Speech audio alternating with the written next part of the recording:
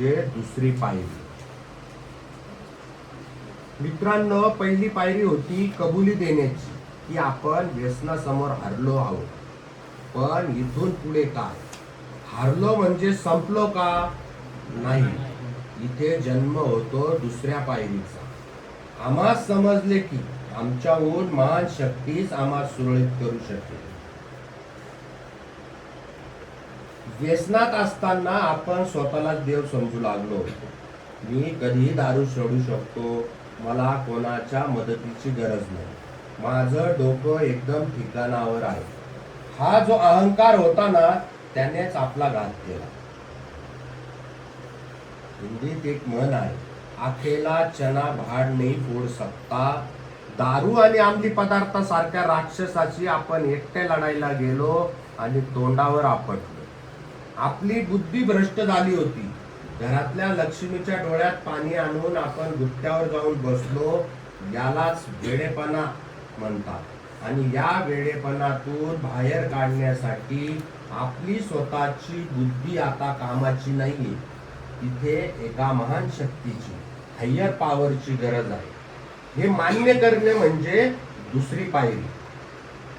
महान शक्ती म्हणजे नक्की काय? तुम्ही म्हणाल, सर ही महान शक्ती म्हणजे काय? आकाशातून देव येईल का मला वाचवायला? नाही. महान शक्ती म्हणजे तुमच्या अहंकारापेक्षा मोठी असलेली कोणतीही सकारात्मक ताकद. ही ताकद म्हणजे हे प्रेरणा व्यसनमुक्ती केंद्र असू शकते, इथलं समुपदेशक काउन्सिलर असू शकतात, तुमचा येण्याचा ग्रुप असू शकतो, किंवा हा निसर्ग आणि तुमचा देव असू शकतो. जगद्गुरु संत तुकाराम महाराज यांनी अहंकाराचं विसर्जन कसं करावं हे ऐका. अभंगात सांगितलं आहे.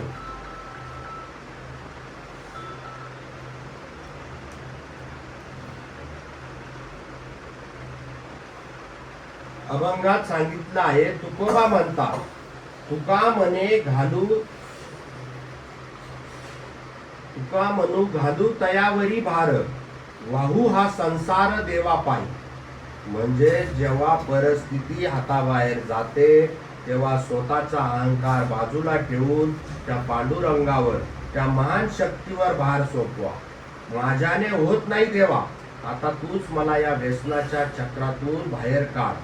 ही शरणागती पत्कारणे म्हणजेच दुसरी पायरी होय. जो वागतो तोच वाचतो. मित्रांनो, आपण महाराष्ट्राच्या मातीत आहोत. छत्रपती शिवाजी महाराज हे आपल्या सर्वांत मोठे मोटिवेशनल आहे. महाराजांना जेव्हा कळलं की अफजल खान स्वराज्यावर चालून येतोय, तेव्हा महाराजांनी अहंकार नाही दाखवला की मी एकटाच उघड्या मैदानावर जाऊन त्यांना मारेन. महाराजांना त्यांच्या ताकदीच्या मर्यादा माहिती होत्या. त्यांनी काय केलं? त्यांनी एका महान शक्तीचा आधार घेतला. ती शक्ती म्हणजे भवानी माता. ती शक्ती म्हणजे सह्याद्रीचा डोंगर. आणि ती शक्ती म्हणजे त्यांचे मावळे.